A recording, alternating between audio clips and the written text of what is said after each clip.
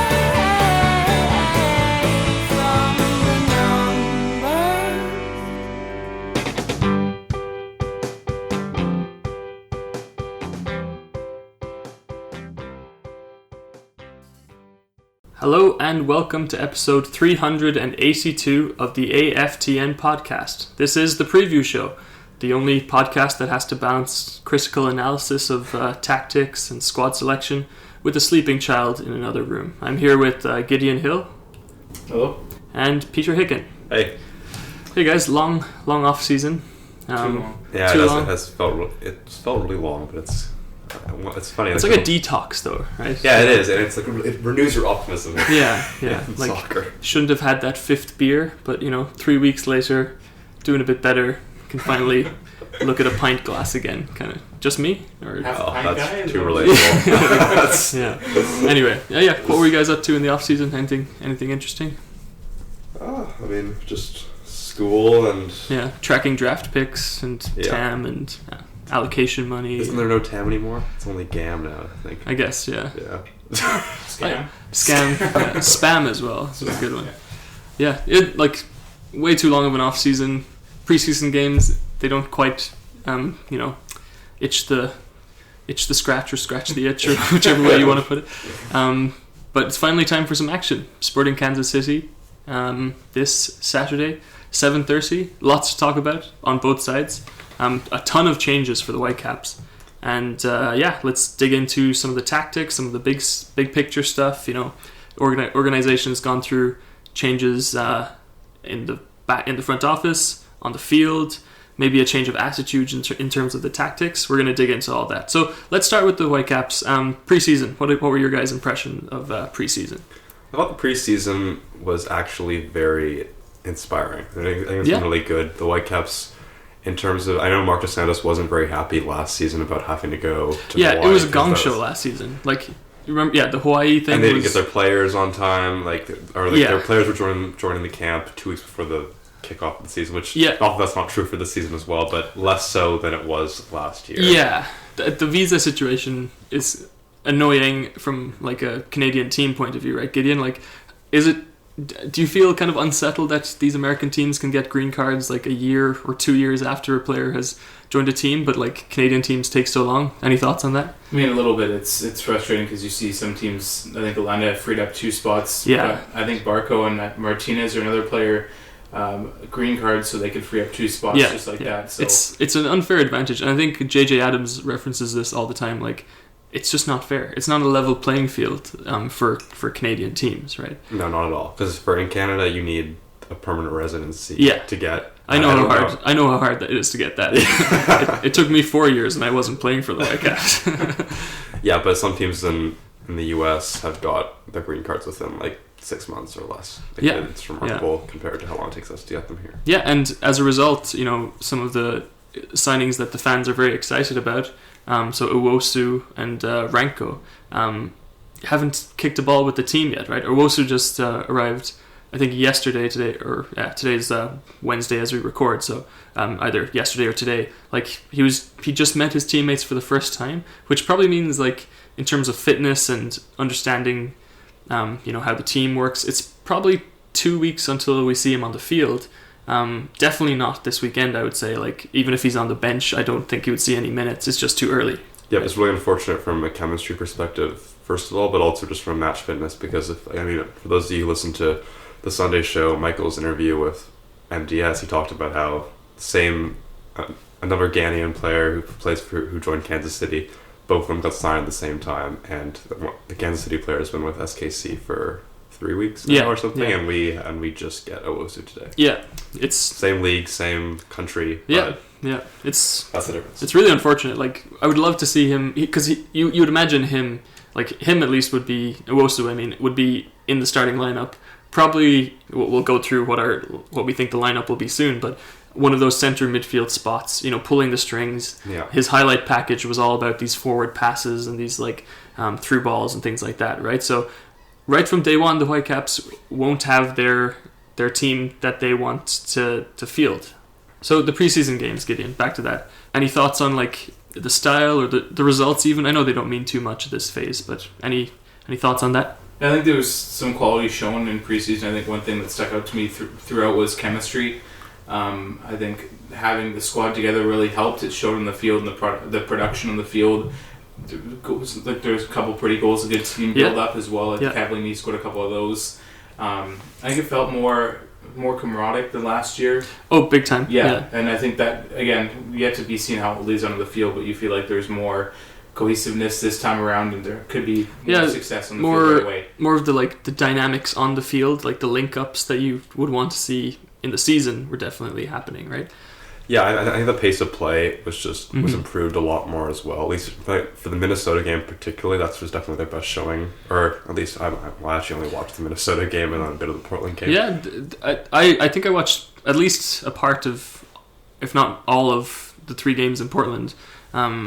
Thankfully, because I live in Richmond and it wasn't blocked for me like it would be for other people in BC. But what you guys said, right? The chemistry looked good, the dynamics. You could see kind of the tactical things that they were trying to do. So getting Adnan on the ball, like in front of the box, or not in front of the box, on the side of the box. Cavallini, like the work that he does in terms of dropping in and defending, like a couple, or closing down from the front. The pressing was really interesting. The pressing was happening.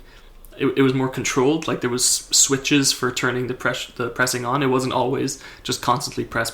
They were choosing their moments to do it. So yeah, it looked really good. I think this will go down as a positive preseason. But what's ultimately going to happen is we need to put a team out on the field. Let's discuss that a little bit. I think at the very back in goalkeeper and at the very top in striker, there's no debate who fills those 2 spots, right? Crepeau is definitely a striker, and Cavallini is definitely a goalie. No, Max Crepeau, starting goalie. Meredith got some minutes, but it's Crepeau's spot to lose, right, guys? No, yeah, absolutely. I think it'll be more of like you saw last year with back-to-backs, or if Crepeau was on International League, which he should be this year because there isn't any Gold Cups or anything like that, so it'll be Crepeau's job to lose unless an injury. I hope it doesn't happen, but it's that kind of thing. Yeah.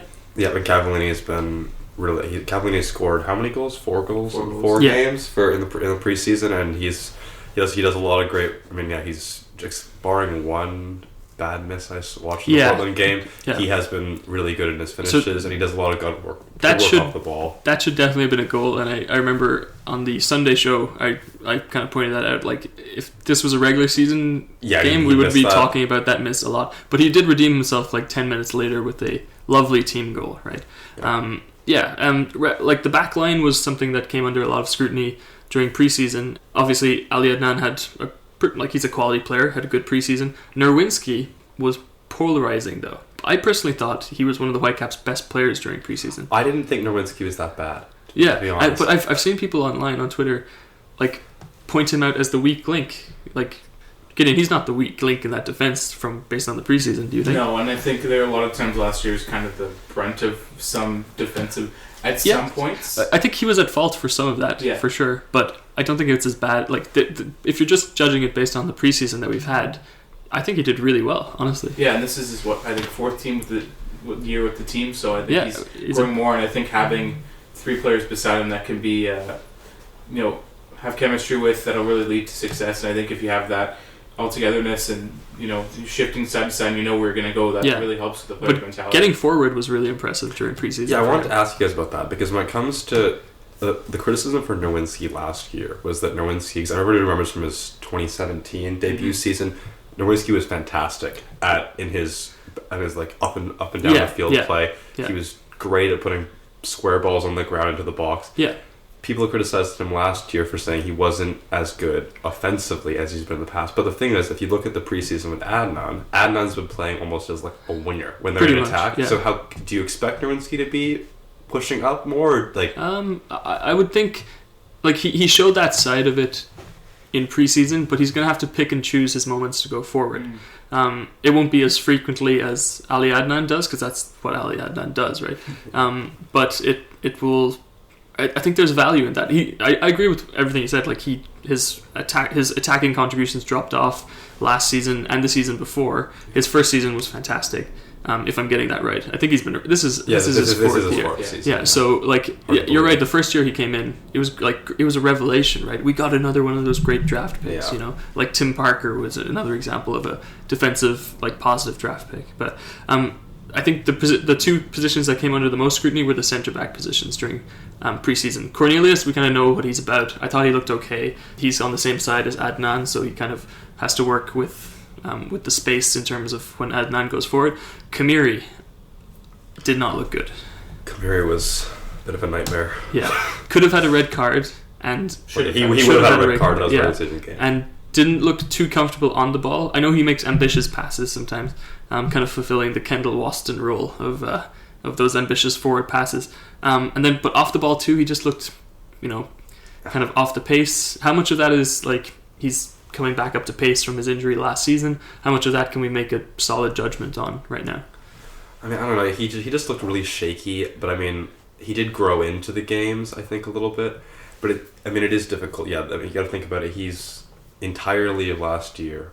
He was injured. So when Godoy comes back, do we think Kamiri is the one who would drop out, and it would be Kamiri, or it would be Godoy and Cornelius to start in the center? Yeah. Yeah, and then Ranko can come in and challenge for one of those spots, I guess, is what's probably going to happen. Maybe Cornelius' spot then? People have proposed that you could find a way to get Godoy, Ranko, and Cornelius? And Cornelius all on the field at the same time. Godoy can play right back, and I think he had one or two good games there, but he played against the Galaxy in that game at right back last year. Yeah, so could happen. None of those spots are, apart from probably Adnan, none of those spots are set in stone. Let's move on to the midfield. We saw, for the most part, Tybert and Hwang Ingbaum in the midfield. Probably that pairing to start until Owusu comes back. Any contrary opinions there? No, I thought they were fairly solid. I mean, the only thing is when it comes to Tybert and Ingbaum is neither of them are like a out and out number 6. Yeah. And given the kind of the youth or kind of the young age of our defense, did those two provide enough cover that doesn't put a lot of pressure? Because you don't have an MLS starting their top 5 caliber center back in there who, it doesn't matter what happens, are going to be able to we don't have an Alonso to cover the back four. No, we don't. I think Ingbaum's tried to do that in the preseason, but he's definitely more of a forward thinking player. Gideon, do you think it's Tybert or Ingbaum that needs to do that a bit more? Who should be in charge of going forward? Who should be watching the shop? I think Tybert. We've seen in the past how well he's marshaled defenses, defense anyways, and we see last year how much it fell for John Arisa trying to break out of the back and how many turnovers he had in the game. Yeah. So I think that'll be Tybert's role to lose. I think Andy Rose might be thrown in there at some point. Not saying to start. He's more defensive minded, so it depends by nature on how things go. If Tybert has a bad game or Ingbaum is pushed forward, he could play number 10 as well. So it depends on what all could happen throughout the season and to begin with, anyways, on Saturday. Very good. I guess the formation that we've been discussing this whole time is the 4-3-3 or 4-2-3-1, depending on what you want to call it. The two sitting midfielders are narrow, right? They're very central, and then the three in front of them are a lot more fluid. That's why there's a bit of confusion over what you call the formation sometimes. But for all intents and purposes, it's a 4-2-3-1 with Verena probably in the number 10 role, right behind the striker. Showed some good chemistry in preseason with Cavallini, short passes and exchanges. How do we think this is going to be another year that we rely on him for offense, or do you think there's enough on the wings to kind of get something going? I think this is the year we rely on him. Like you saw in 2017 at Wally Bonner with Montero, like a new player. Yeah. Seems to have chemistry pretty well with new guys, like you said, Cavallini as well. So I don't know if there's much of reliance on him as it is. He's kind of being supported by Milinkovic and Dahomey, but the tactical reliance I kind of saw in preseason was, the breakout from the middle third into the final third, right? The person that kind of drives it. Usually you think your wingers are the people to kind of create based on combination plays in the corners, right? But the really dangerous plays, the plays that like got the fans excited, I guess, was when Reyna was driving at the center of defense, like he did last season, like he did the season before that. It's such a strong aspect of his game, and in terms of offensive generation, I'm just worried that if he's having an off night, how are we going to get the ball to the forward players, right? Yeah, no, it's a legitimate question to ask.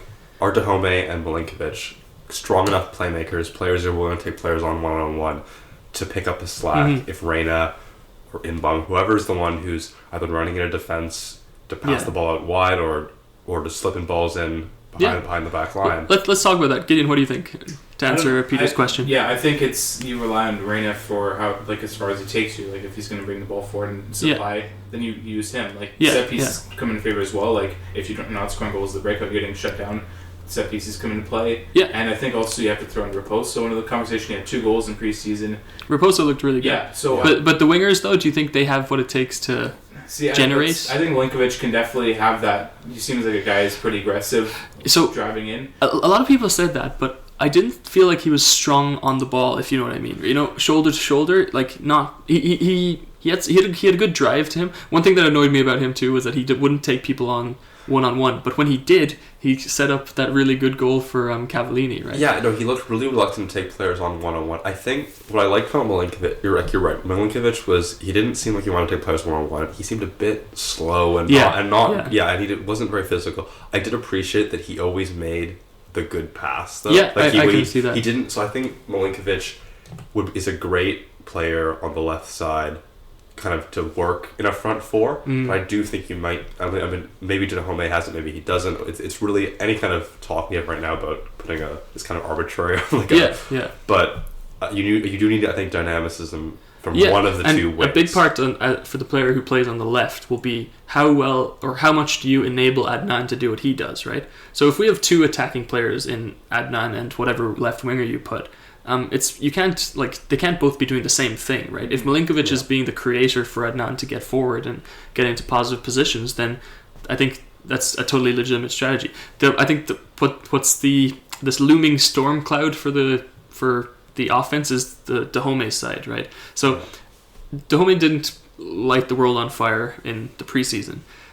Personally, I saw things I really liked. Like, he seems to have a bit of pace about him. He seems to have a bit of intent to get into the box, which is very, very positive. But he didn't generate much.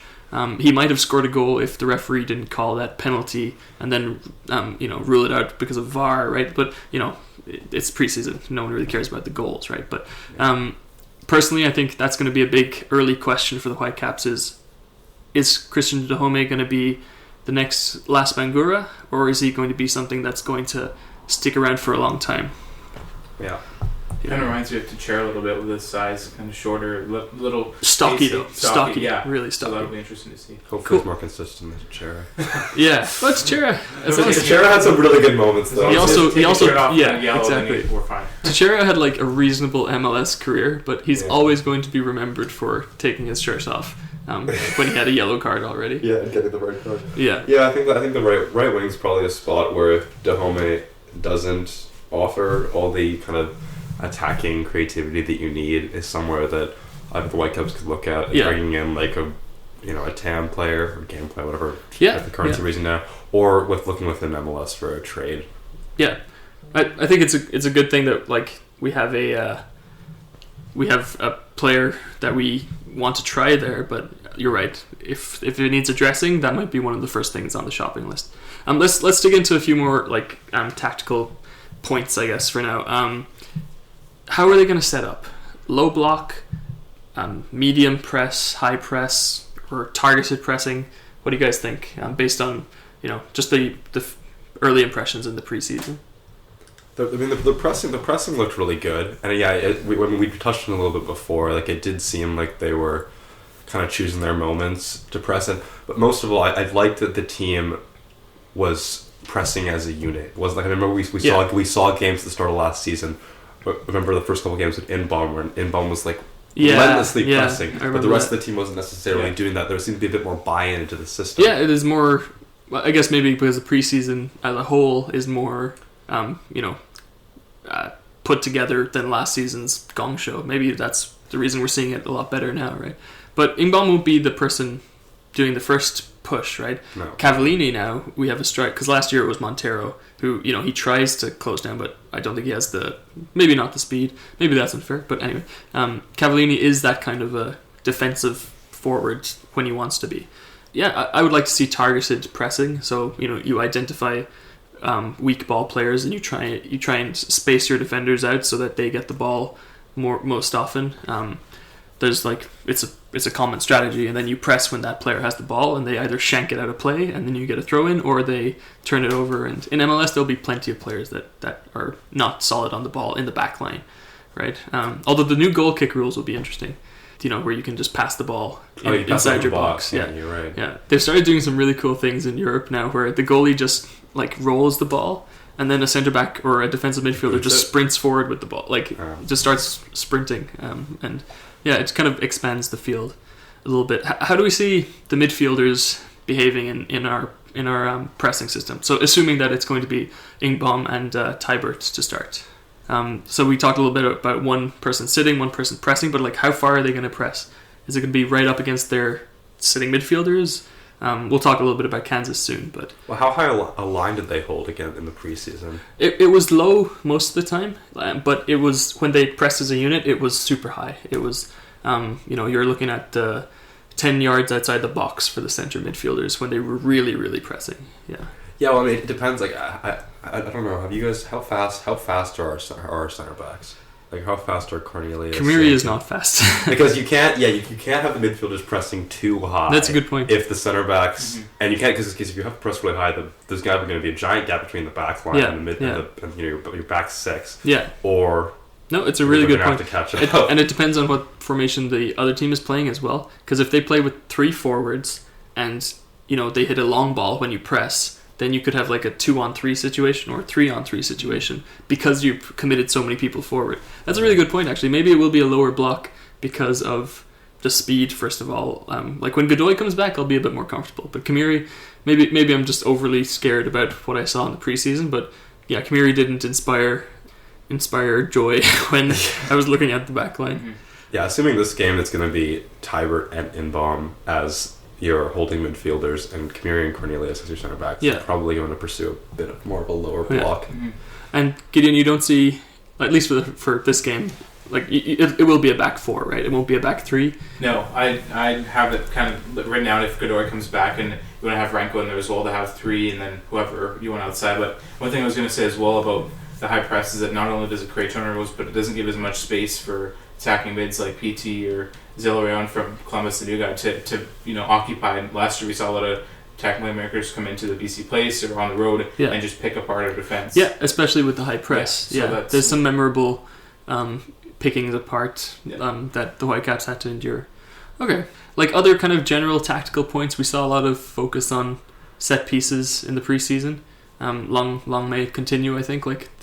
For too long, it's been too easy to defend the Whitecaps and attack the Whitecaps on set pieces as well. But that involves that kind of buy-in that you were mentioning earlier, Peter. Yeah, you guys feel that people are buying in a lot more now, right? I think, yeah. There's been some discussion this off-season about our home record at BC Place. Yeah, because our home record at BC Place hasn't been great. It's not the fortress that people talk about, and I think that if you, for all aspects of tactical stuff, whether you're talking about set piece defense or pressing or whatever, you need to have 2 things, and that's you need to not play down to your opponents, because that's something the Whitecaps have done a lot in the past. There's a little bit of inconsistency in terms of how well they're playing, just depending on how well their opponent's playing, and just kind of a bit more, just more grit, just more of a will to win. That factors into set pieces when you're defending. Just a bit more focus, and concentration. Concentration, focus, discipline. Yeah, when it comes to how they defend. Yeah. Overall, positive impressions from the preseason, the new players are going to play such a key role. This isn't a rebuild that had a spine and then you add pieces around it. No. This is a rebuild that has really been rebuilt from the cornerstone all the way up to over the last 2 seasons, I guess, right? Yeah. Only Tybert's stuck around and everything else is brand new. Now that we've talked about the Whitecaps, it's time for this week's and the first of this season. Do you know who I am?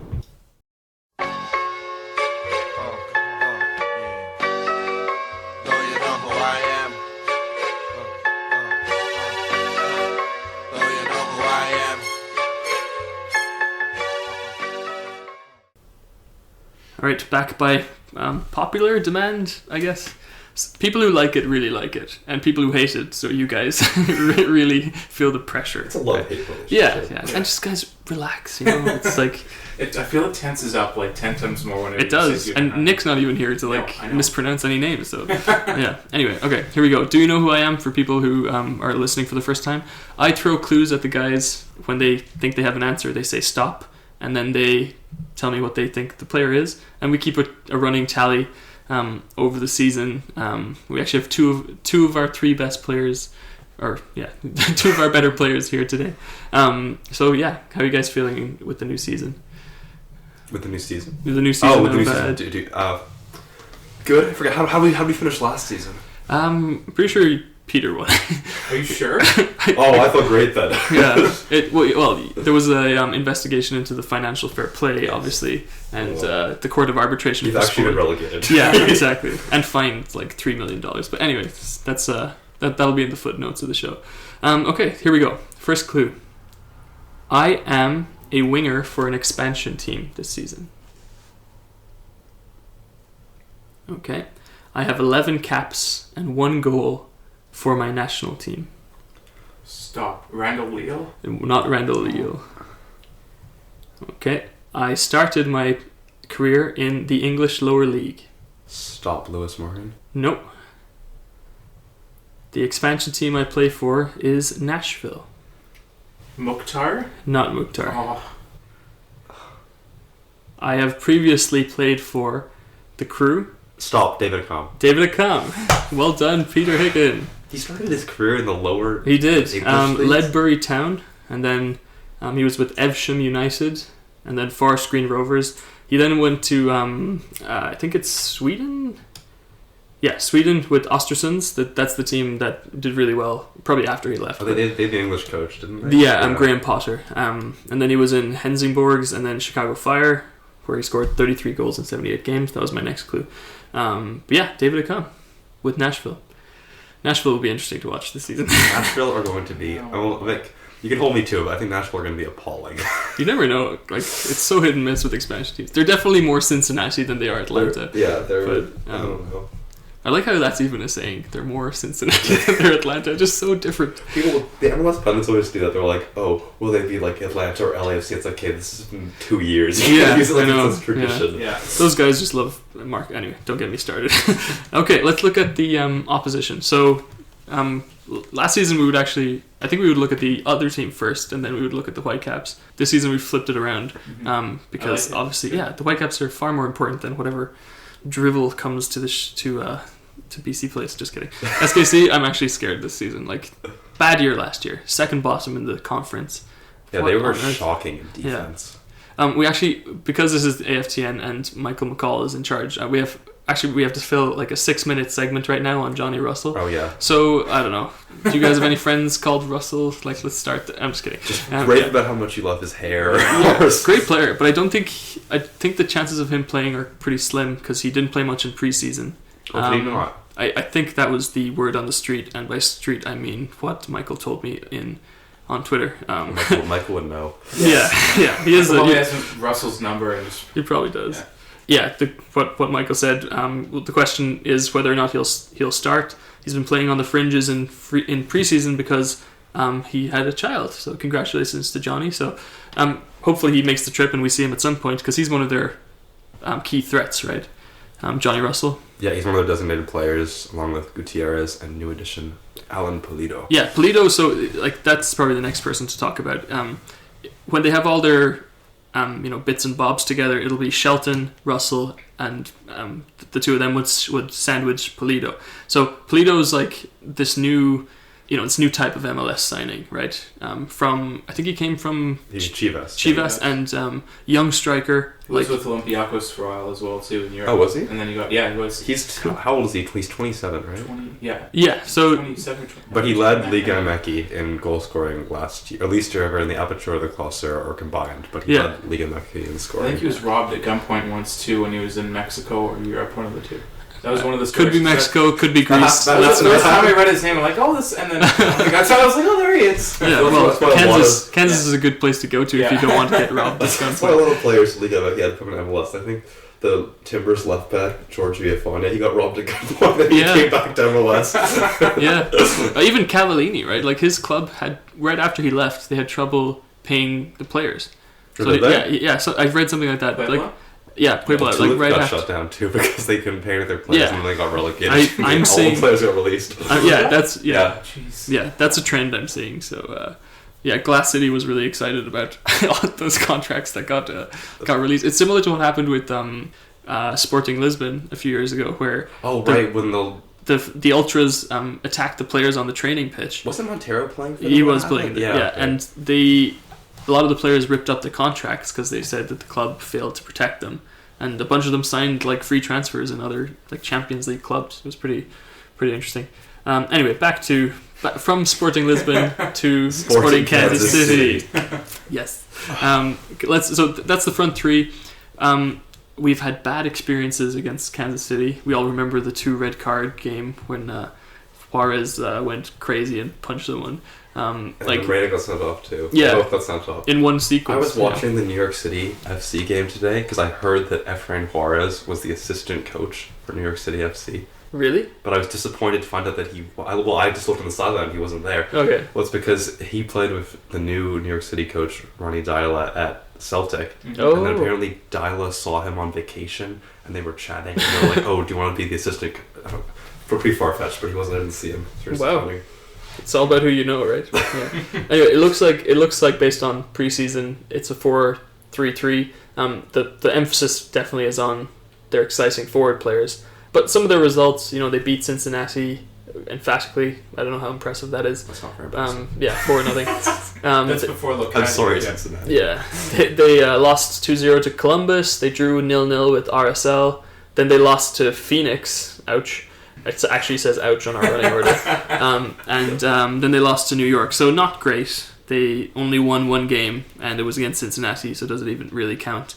We're really, really not being nice to Cincinnati today. Anyway. They just can't get anything right going for them. Yeah. I thought Cincinnati would be, like, you remember that cup run they went on where there was so much buzz around them? Yeah. I thought they'd be like Atlanta. I thought they'd be like the Sounders, where they'd join the league and they'd have like this ecstatic fan base. Yeah, and, like, no, not so. Lower tier American soccer stories. And, but no. So it's safe to say Sporting Kansas City are following their form from last season, right, where they finished above the Whitecaps, but way out of the playoff picture.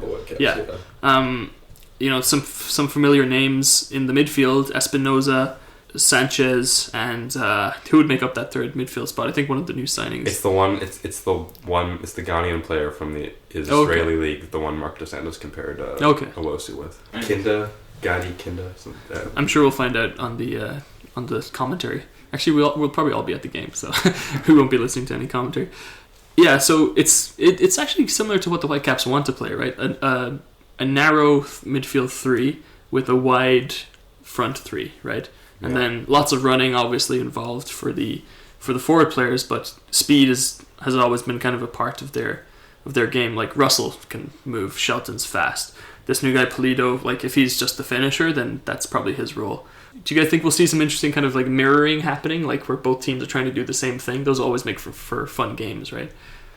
I don't know. The Whitecaps seem to have moved away from the 4-3-3 just based on our roster personnel that we wanted to. I guess so. Yeah, I think one thing that sticks out to me is, I think we mentioned Gutierrez as well, so a guy that's plays the Chilean national team. You can slot in the midfield 3, and they have 5-6 options to center back who could all play. Like Fontas, Barath, and Winston Reed, and then Beasler and Puncic, who they're new signing too. So it probably won't be Reed because he hasn't played in quite a while. It'd be He's kind of fallen out of favor at West Ham. I think he's on loan in Sporting. He's on loan. So like he's once he's at full fitness, what a signing really. Like he's a New Zealand international and played in the Premier League. Like he was a starting centre back for West Ham for quite a while. Not during their best spell, but still, like you don't be a starting centre back for a Premier League team without being a damn good player, right? So he'll make a difference when his time comes. It is an open question who is going to start. Beasler, solid as a rock, right? But who goes next to him? That's the problem. In the fullback position, Zuzi, third season playing as right back or second season playing as right back or something like that. It might be third season. Yeah, he's interesting development for him, right? Like he's stuck. The right back thing is stuck moving from centre midfield, right? Do you guys like what he brings to that position? There was a lot of. Last year when it came to their horrific defensive season, a lot of people pointed at Sinovic. Sinovic for blaming him for it, but I remember reading. This is on Twitter, so take it with a grain of salt. But like Kansas fans who were saying Zusi was responsible for a lot of the defensive errors that they had, but there were defensive errors across that back line, including the midfield as well. So I think this year won't be a problem of them keeping the ball out. I think it'll be a problem of them scoring if Polito, like the service to him as well. I think that'll be like, they don't have Gutierrez can play 10, but I don't think they have like a playmaker like a Reyna or something like that. So, but they've made the right signings though, yeah, right? I think so. Like on paper they've done the right things to address the problems from last season. Yeah, on paper they've made an abundance of signings at center back. Like too many. I don't know why. It's like a football manager mistake when you sign too many centre backs. Yeah, I think 6 or 7 or something. Maybe they're playing a back 3. I don't know. Yeah, well, that's what I thought at first, and then I was like, well, actually, on their personnel, it doesn't look like it makes sense for them to play back 3. Yeah. And they do have options in midfield and up front, which have been proven quantities in past years. Yeah. But it's really a matter, I think, of how they gel and how they enable Polito to score too, right? Like he scored a bunch of goals in Chivas, but that doesn't mean he'll do it here if he's not given the supply, right? And Hurtado's still around with them, so that's, I think so. Yeah, is he? And I was looking at the roster. One thing that stuck on me as well. They have 8 homegrowns, which I didn't think. Like I knew Salt Lake was kind of leader in MLS for homegrown, but it's a lot to me. That's a lot. Oh, Kansas have always had like a really good, and they have that guy Busso, I think. He's 17. Yeah, like he's really good. Yeah. Like, and Kuzane, I think too. Anyways, them and LA seem to just have a pipeline of youth players that come through. LA have to because they signed so many DPs that they can't. They have to have some homegrown players as well. But anyway, in goal it's Melia, just a good goalie. I think probably has won goalie of the year a few times. He's definitely won at least once. Yeah. I really like Melia. Like if his season kind of winds down, I'd love him in Vancouver as a backup or something like that. But anyway, so contain the front 3 and just be there to attack this kind of fresh back 4, I guess, this inexperienced, not inexperienced, but lack of chemistry between the back 4. We have to be there to kind of exploit that, and who better than Cavallini to find those gaps, right? Yeah, it's tough. It's tough to predict exactly how they're going to line up for this game. Yeah, but regardless, they've got a lot of options. Regardless who they start and who starts for this game against Vancouver, based on their preseason results and the fact that this is, Kansas City is not a team that has had extensive rebuilds before. Like, we've had rebuilds before. Kansas is not. They've had a very core team for a long time. Yeah. The Whitecaps, at least I think, should take it to them in the first start of this game. Especially with the tough fixtures the Whitecaps have. This really is 3 points you have to address. All right, we'll have a short musical interlude where I'm sure Mike will find a song to serenade the fans, and we'll come back and we'll do some big picture discussions and talk about some questions that the fans got in touch with on Twitter.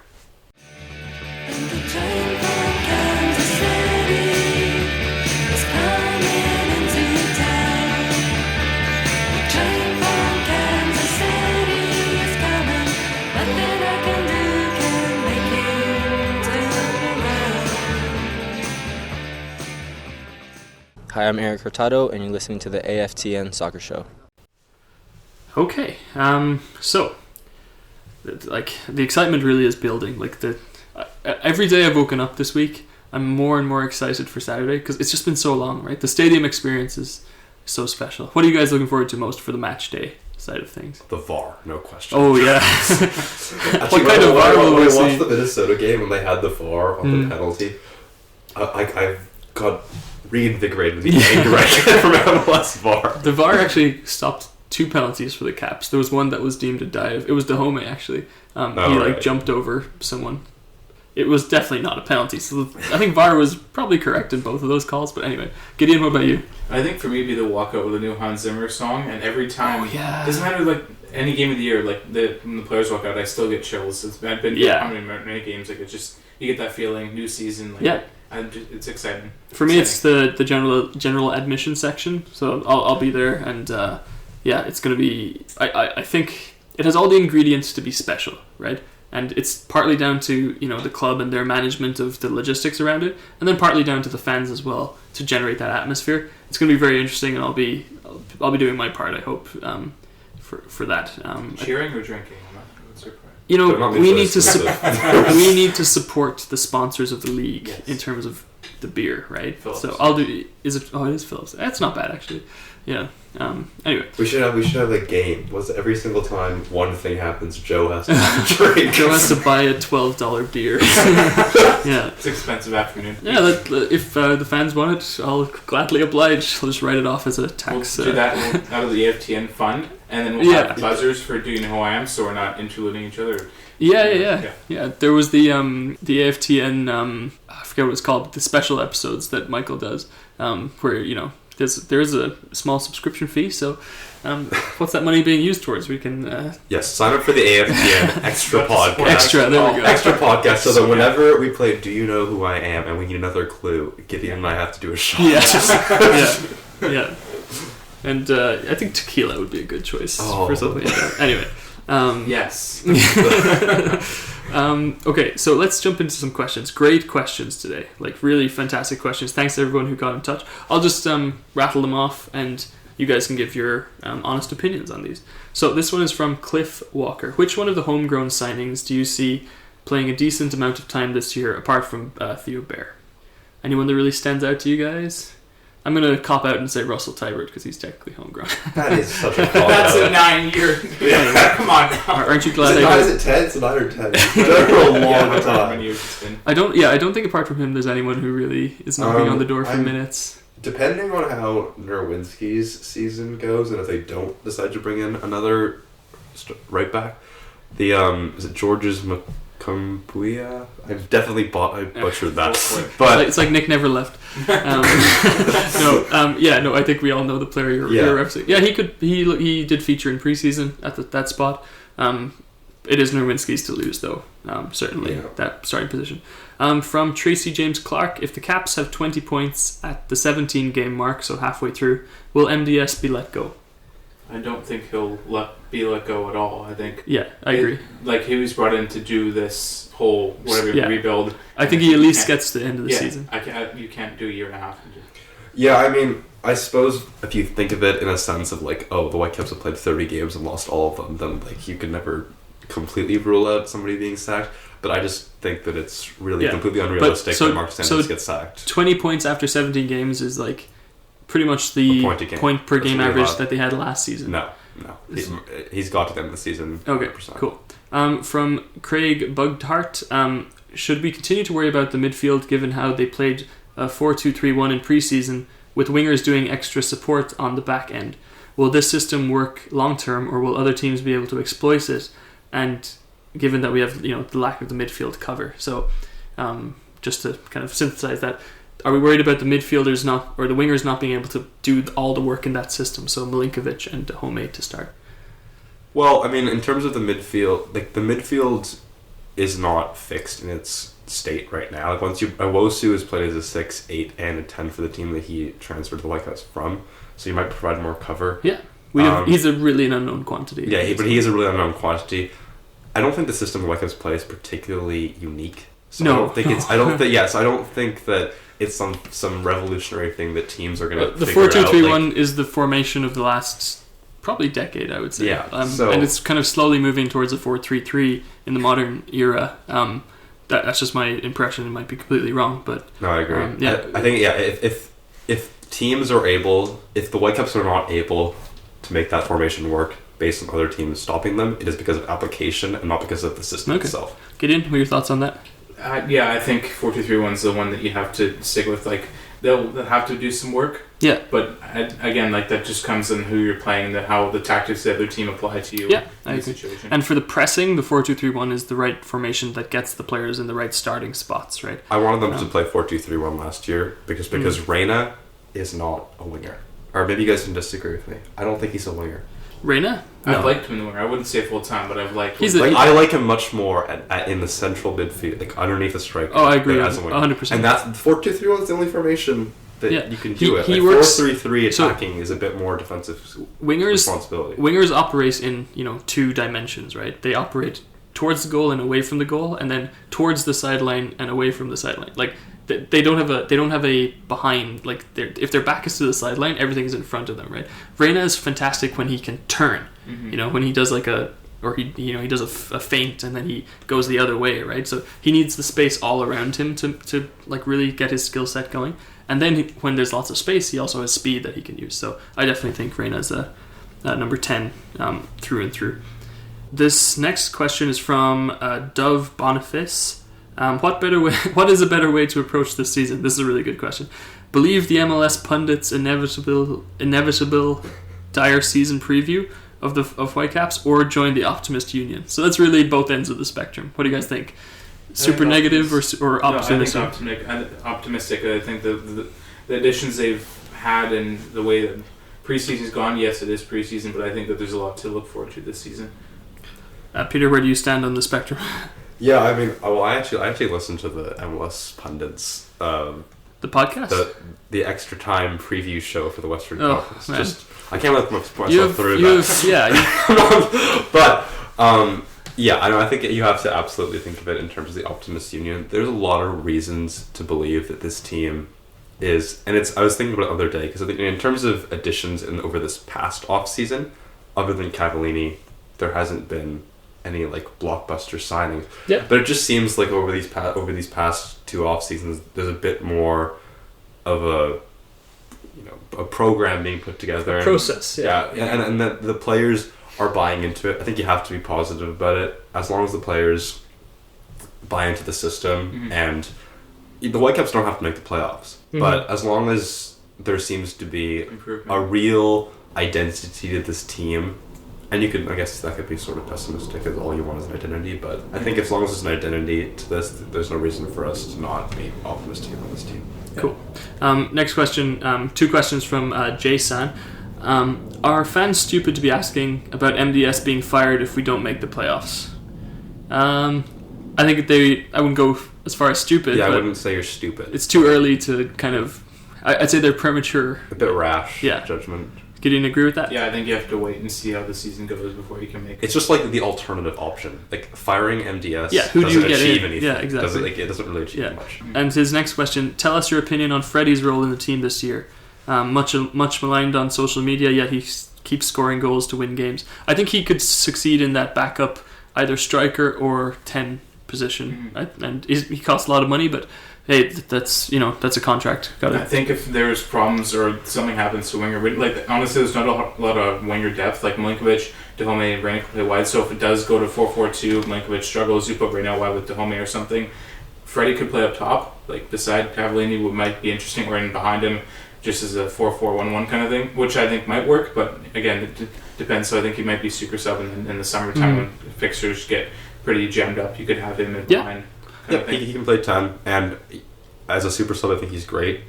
How much is his contract? $750,000 or something? It's not DP anymore. Like $750,000, I could be wrong on that. But if it is around that figure, there are other players in this league. Let's just watching the Impact game. Maxi already makes $700,000 for Montreal. Tyler also. Yes. Tyler also makes us well, I mean, Tyler's more of like a key player, but there are players around this league that just play as subs and make. Barry was a sub for New York City today. He's a DP. Yeah. So I mean, there's. He's probably going to start for them though. Yeah, but I mean, there's testing. Things like that. But but there's nothing wrong. Like it's not like this is not a Breck Shea. No. $600,000 Agreed. $700,000. If you can win games, is a totally fine role. I don't think he should be starting currently, unless like obviously an injury. But it's not the end of the world if he comes in. Absolutely. Next question from Zach Meisenheimer of AFTN's own parish. Two questions. We'll split them up and you'll see why in a second. Tell us why the Whitecaps will overachieve this season, then tell us why the Whitecaps will underachieve this season. I think they'll overachieve because of Cavallini probably bagging lots of goals. If they were to underachieve, it's going to be because there's a system. The system doesn't work out. Like I don't know if MDS can adjust on the fly and how fixed he'll be with his 4-2-3-1, because now that he's actually had time to implement it, is he going to kind of overcommit to it? But that's we're theorizing here. It's hard to actually predict what's going to happen. Since you've answered the internal part, or like from the Whitecaps perspective, I'll look at it from the external perspective. If they're going to overachieve, the Western Conference is much better than it was last year. Like last year, you had teams, I believe it was LAFC, Seattle, RSL, Portland, Galaxy, Minnesota, and Dallas. Yeah. All made the playoffs, and like a team like RSL there was not that good of a team, and yet this year you've got tons of players coming in from Liga MX. A lot of those teams, like Kansas is the best example, is much better than it was last year, and there's really no excuse for them not to make the playoffs other than like a chemistry issue or a system issue. But that being said, if you look at the teams that should make the playoffs, I'd say there were 5, because when you look at will a team make the playoffs, it's a question of can they get 50 points? Yeah. And are they the 7th best team in the conference? Can they be the 7th best team in the conference? I don't think Dallas and RSL. I think Dallas and RSL could have. Yeah, those are the easy seasons. ones to kind Kansas will probably make it, but from a team you never know, right? Like Vancouver can be that 7th team. Oh yeah. Like, do you think that Houston's significantly better than Vancouver? Is Colorado significantly better than Vancouver? It just comes down to what you said earlier about application, right? How are they going to apply themselves? Let's go to the second part of Zach's question. He says, Joe, of the superpowered main Avengers, you are obviously the Hulk. Thank you, Zach. Very flattering. Please describe your 3. Please describe your 3 co-hosts as each of the following: Captain America, Iron Man, and Thor. I spent way too long thinking about this question, and Nick's not here, so he gets to be Iron Man because it's kind of the harder one to fit. Captain America is Peter. Just the charisma. Isn't Captain America's real name Peter in the series? That was my next point. I'm just right, adventure nerd. yeah, wrong podcast. Which leaves Gideon to be Thor. Obviously, the hairstyle, the sense of truth. Only you can pick up Thor's hammer, etc. Tune in next week for our 15-minute further analysis of. Don't. Yeah, please don't. Anyway. Let's see. I think that's pretty much it for the questions. Actually, we have a few more. From Rituro, based on what you've seen in preseason, what is the gimme prediction for the 2020 the 2020 prediction game? So the prediction game that we played last year, but I think generally, what's like a guaranteed kind of a thing? Kripo makes 8 saves in a game. Peter. Something that's like a slightly challenging. 8 saves in a game is actually good. Sorry, I thought you meant 8 saves in the season. In a game, that's actually a bit of a bold prediction. Oh my god. We're going to come under... Whitecaps are going to have some absolute onslaughts. Oh, Cavallini starts. That's your gimme prediction. I think Owusu is going to be a key player in this squad. Like, we're going to lean on him big time. Much like, Minnesota lean on someone like Alonso. I don't know, I'm just kidding. It's a prediction, right? Like, I don't need to justify it. Anyway, from Gareth Wolf, 2020 Whitecap season, greatest year or greatest year? So he's obviously of the Optimist Union school of thought. What was our greatest year? Probably the year that we... Let's say 2017. The year we crashed out to Portland or Seattle or... Portland, I'd say. Because we actually won a playoff 2015 game. we actually dominated that season. Was that when Mane left the game with the foot injury and totally crushed our playoff hopes of scoring? And I think that was the game at home, game number 2, the second game. The playoff moment I'll never forget is when Nerwinski injured himself when he fouled someone, which was absolutely a penalty, and VAR didn't give it. I was like... Whoa. And, VAR never swings the Whitecaps' way, but that one time it did. That was Seattle. That was in Seattle, yeah. So it's 2018. Yeah. To answer the question. No, 2017. Sorry. Great year. Great year, I agree. Great year, yeah. I think great year. Yep. Stay with that. Cool, that was all the questions. Thanks everyone who got in touch. They bring a different perspective and angle to things, so really good to talk about. A few other kind of bits and pieces. As we mentioned, Owusu arrived with the team today, probably won't feature. Whitecaps announced today a new tradition, they called it, which is funny because I'm pretty sure traditions have to be built, not announced. Anyway, about that the club is going to, the players are going to arrive into Terry Fox Plaza and then go into the stadium. I like it. I like it. Worth a shot, you know. It's like a Premier League kind of. I don't want to say copycat, but it's what. Well, if they start performing badly, they might have to get like a cover or a tube to bring the players in. But anyway, that's a separate point. Yeah, and the game's gonna probably be interesting. Let's get some predictions. We're dropping the prediction game this year, but let's get some score predictions or like general vibes from the game. The prediction game always stresses me out. Yeah. Quick decision. Yeah. I think it will be 2-0 Whitecaps. 2-0 Whitecaps? I'm going to say 3-1 Whitecaps. Okay, 1-0 Whitecaps for me. So we all went Whitecaps by a goal. Boring or exciting 1-0 though? Boring. Boring? Yeah, I think boring. Cool. Let's let everyone know where they can find you online. I'm at _Gideon Hill on Twitter. I'm at Peter Hickens. And I'm at Joe DC Van. Obviously follow AFTN Canada on Twitter if you can. The Sunday show, the guys are going to break down the eventual result, and they can call us out on all the major mistakes we made and things like that. Thank you very much for listening to the AFTN podcast. Enjoy the game. One day I shall come back. Yes, I shall come back. Until then, there must be no regrets, no tears, no anxieties. Just go forward in all your beliefs and prove to me that I am not mistaken in mine.